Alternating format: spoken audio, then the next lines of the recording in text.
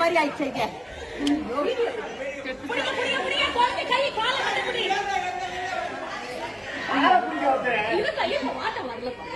அவங்க வாட்டர் வரல.